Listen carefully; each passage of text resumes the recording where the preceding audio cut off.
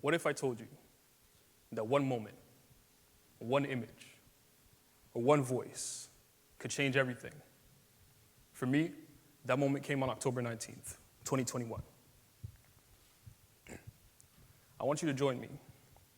I want you to close your eyes with me for a moment and picture this. You're standing in the middle of Times Square in New York, surrounded by towering screens flashing vibrant campaigns. And every image that you see isn't just about you, but it's about all the people that make this world a special place. Now open your eyes and step into this reality with me. You're stepping into a TTC subway in Toronto, where strangers stop you and ask you for a third time that week. "Young man, are you a model?" Now it's time to respond with, "No, but let's just say African moms don't mess around when it comes to presentation, right?" The reality is, though, that this question touches on something deeper. It hints at a journey I've embraced as an international fashion model with African roots. It's about something bigger. It's about the transformative power of being seen. Today, allow me to take you on a journey, one where African representation isn't just changing perceptions. It's laying the foundation for a transformative global future. So let me ask you, what does it mean to truly be seen in a world that often overlooks people like us? How can one moment, one image, or one voice transform not just how we see ourselves, but how the world sees us? Think about it for a moment. Think back to that time in Times Square, the images, the screens, the stories. Through my journey, I've realized that being seen in all our diversity can truly spark something powerful. It can inspire countless others to dream of reaching heights they never imagined. When I began modeling in 2019, you could count the number of African faces in international campaigns on one hand. But today, we're seeing a shift that's as exciting as it is overdue. We see more faces like mine here, gracing billboards, walking the prestigious runways of New York and Paris Fashion Week, and even fronting global brands like Thom Browne, Givenchy, and Prada. We see African icons like Burna Boy selling out the Madison Square Garden in New York. We also see artists like Thames and Rema dominating the global music stage and performing at events like the NBA All-Star Game in 2023. But we also see business magnates like Aliko Dangote redefining African success as an industrialist. Now, this exact shift in visibility isn't just symbolic, but it's reshaping the global perception of what Africans can achieve. The reality, though, is that these questions and these successes and these achievements are neither new nor novel, but perhaps you haven't been looking hard enough. Yes, today we dominate in music, entertainment, and slowly business as well, but that's only part of the story. Historically, the examples are countless, so I'll give you one. Have you ever wondered where some of the world's most iconic architectural designs drew their inspiration from? Well, what if I told you that they echo the genius of African innovation, long overlooked, but deeply influential? In my father's book called Lumineuse Afrique, also known as The Bright Side of Africa, he highlights the social cultural contributions of Africa to the world. Take, for example, the Grande Mosquée of Djenné in Mali, or the University of Timbuktu in Mali, buildings whose architectural and academic principles echo in buildings like Manhattan Skyline and the Westminster Palace in the UK. What if today's African architects knew of the grandeur of those who came before them? To illustrate the significance of narratives, let's consider the power of seeing yourself. Scientific research points to this truth. Representation changes lives. In a study called The Power of TV, conducted by Robert Jensen, researchers found that when young girls in India watched TV shows with strong, confident women, they were more likely to stay longer in school and delay marriage. Seeing these women on TV shaped and changed their perceptions of what women could achieve and inspired them to dream bigger. The changes were so big, it was like giving these girls extra years of schooling, opening doors to more opportunities, and giving them more time to make important life decisions. And that is how powerful media can be, especially for young minds. In fact, this study found that children as young as 5 would shape their dreams and aspirations based off of the images they see in media. And that is why representation matters. To the young girl in Congo, to the young boy in Lagos, and yes, to my younger self, who once dreamed of walking the runways of New York Fashion Week. Now, in the world of modeling, rejection is part of the journey. But before I go there, I want to emphasize one more point. When you think of the power of seeing yourself, ultimately, it fuels ambition, it builds confidence, and it drives change. Speaking of rejection, if you've experienced rejection and you think that it hurts, I want you to raise your hand. Now, be honest now, have you ever held yourself back because you feared getting another no? Probably, right? If you've raised your hand, you know this best. Success demands more than talent. It requires resilience, and you will be tested. Being one of the few African faces in these high-profile places has taught me to persist, adapt, and excel. It requires an unshakable belief in my ability to leave a mark, not just for myself, but for the countless others watching. Now, in theory, this sounds all great, but the reality, though, is that the rejection eats at you. You take a chance, you travel across the world, you scrap a few pennies together to make things happen, you go to castings, and sometimes you come back and you have nothing to show for it. So what do you do when you have your back against the wall? When everything in you wants to quit? How do you dig deep, find strength, and show up in the face of adversity? See, the accomplishments that you've seen here, I've done them while working a corporate job, completing my education, playing collegiate sports, and building nonprofit organizations. And some people ask me, where do you get the strength to make this happen? Well, I'm going to be honest with you. This is where my talk gets very interesting. So I need you to listen to me very closely. At the heart of my journey lies a key African philosophy.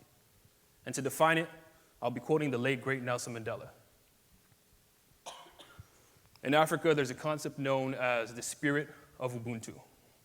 The profound sense that we are human only through the humanity of others. That if we are to accomplish anything in this world, it will in equal measure be due to the work and achievement of others. In its essence, the principle stems from the Zulu tribe in South Africa. That means, I am because we are. I want you to repeat after me. I am because we are. Fantastic. Ubuntu stresses and emphasizes the interconnectedness of all people, the importance of community. I know that as I navigate this world, I do not move through it alone. I'm an ambassador, not only for myself, but for the African community at large. So it's not about me anymore. Every step I take, every success I achieve, ripples through my community. But what does this mean for you? Every step you take, every success you achieve, you open doors for others who look like you. I know that when I walk down a runway or appear in a global campaign, I carry the aspirations of countless young men and women who dream of seeing themselves in the space as I now occupy. And it's this sense of collective identity that drives me to always strive for success, because I know that my achievements are not just mine. They belong to my people. The whole idea is about moving more as a collective rather than an individual. Ubuntu encourages us to move as a unit, to uplift one another, and to resist the overpromotion of individualism that is anchored and glorified in modern society. When I do well, my people benefit. And it's this sense of collective identity, of working towards the common good, that I hope to inspire in others. Now, when we extend the spirit of Ubuntu, the belief that I am because we are, beyond our immediate communities, we begin to unlock its full potential. Now, you may be wondering, how do we carry that responsibility onto the global stage? How do we embrace the interconnectedness of this world while staying true to where we really come from? That's the challenge, isn't it? But it's also an opportunity. Because when we go out into the world and we carry our identities, our values, our stories, we don't just represent ourselves, but we become bridges. Bridges that connect ideas, spark innovation, and open doors to possibilities that were once unimaginable. And this is where we morph into global citizens. As diasporans, we often move across borders for political or economic reasons, sometimes feeling a sense of inadequacy in new environments. We grapple with questions about belonging, identity, and sometimes even purpose as well. And let me tell you when I realized this. It was a late and rainy night in London, the type of rain that makes the city feel heavy. And I was making my way back from Gatwick Airport into the city. And my driver, Mohammed, looked at me through the rearview mirror, and he said something to me. He said something that would completely change my perception of how I should introduce myself. He asked, "What makes you unique?" I stumble over my words, unsure of how to respond. What makes me unique? I didn't want to ramble. I wanted to give him a straightforward, confident answer, but I couldn't. So that question stayed with me. And later that night, as I make it to my hotel room, I jump onto my bed, I turn to the side, and the first thing I do is I open ChatGPT. And the question I ask, based off what you know about me, draw a picture of what you think my current life looks like. And the result was empowering. It reminded me of something I hadn't fully grasped, that our journeys, our identities, are what make us unique.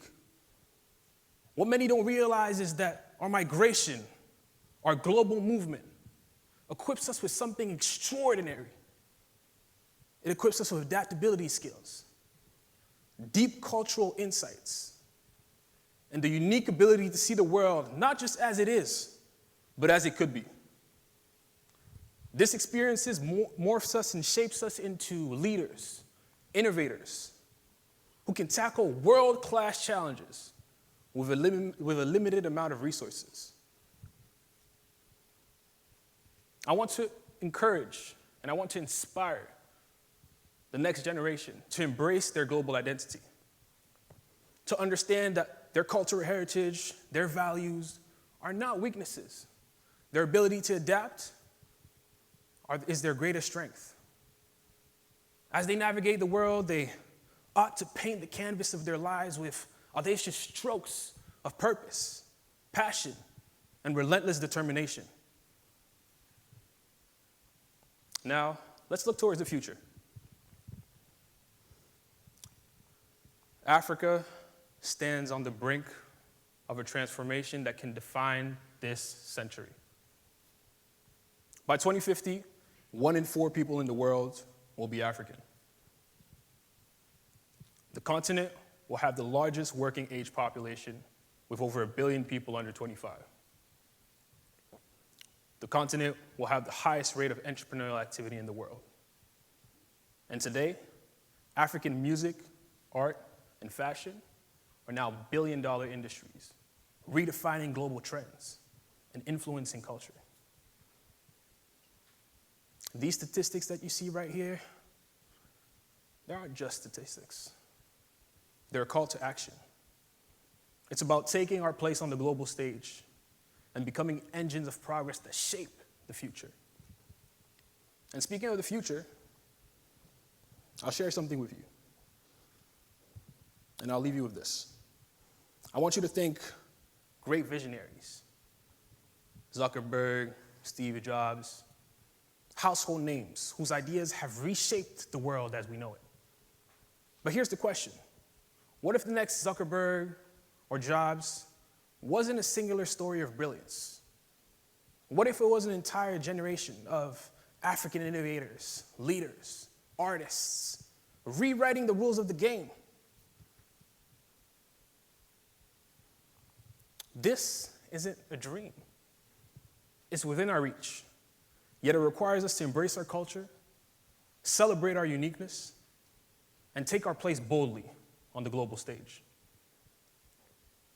It's about showing the world that African excellence isn't an exception. It's the norm. And I'll let you in on something just because you came here today. Africa's rise isn't just for Africans. It's a global imperative. Because when we win, when we succeed, the world thrives. Because we bring something no one else can. We bring Ubuntu, the belief that I am because we are. And in a world that over-prioritizes individualism, this philosophy has the power to transform how we lead, create, and connect. So I'll turn it to you. What role will you play in this story? Will you be the one who shapes or the one who watches? Will you be the one who dares or the one who doubts? Because the truth is, Africa isn't waiting for permission. We're already winning, we're already leading, building, innovating. The question is, will you join us? The world is evolving, and so must we. After all, to tie it back to my modeling experience, the best advertisements aren't about people. The best advertisements aren't about products. They're about stories. And Africa's story is one of resilience, brilliance, and unyielding hope. It's a story the world needs to hear. So let's take our place, unapologetically, as leaders of the future. Because together, we're not just telling the story. We are the story. Thank you.